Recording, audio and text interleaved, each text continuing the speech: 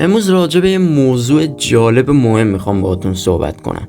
درونگرایی. اگه تو هم جز افرادی هستی که تو تنهایی یا در جمع کوچک احساس راحتی بیشتری میکنی، این ویدیو خوراک خودته، چون تو این ویدیو میخوام 4 نوع درونگرا رو بررسی کنم و کمک کنم که بفهمی شما کدوم از این 4 تایی.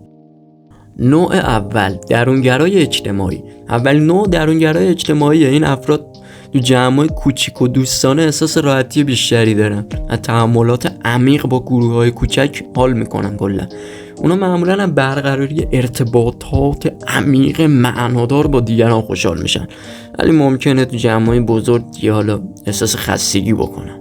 نوع دوم، درونگرای تفکری.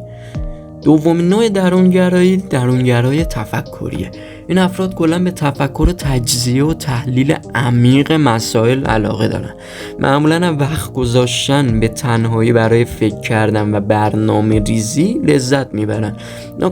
ممکنه زمان زیادی و کلا تنهایی سپری کنن تا ایده ها و افکار خودشونو بیان سازماندهی بکنن. نوع سوم، درونگرای حسی. سومین نوع درونگرایی همینه. این افراد به فعالیت‌های حسی و آرامش بخش مثل خوندن کتاب، گوش دادن به موسیقی یا طبیعت‌گردی علاقه دارن. اونا معمولاً از زمانهایی که در فعالیت‌های آرام و شخصی سپری میکنن انرژی میگیرن و ممکنه از شلوغی و هیاهوی جمع‌های بزرگ دوری کنن.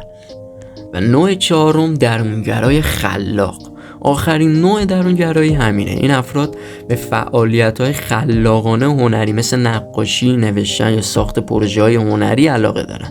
اونا معمولاً وقت گذروندن به تنهایی برای ایجاد و خلق چیزهای جدید لذت میبرن و تعاملات اجتماعی کمتر لذت، اصلا یه سری اصلا کلا سمتش نمیرن. خب گلای عزیز من، حالا که با 4 نوع درونگرایی آشنا شدی، امیدوارم بتونی نوع خودتو شناسایی کنی، نوع بقیه رو شناسایی بکنی و بهشون توضیح بدی و عشق کنی دیگه.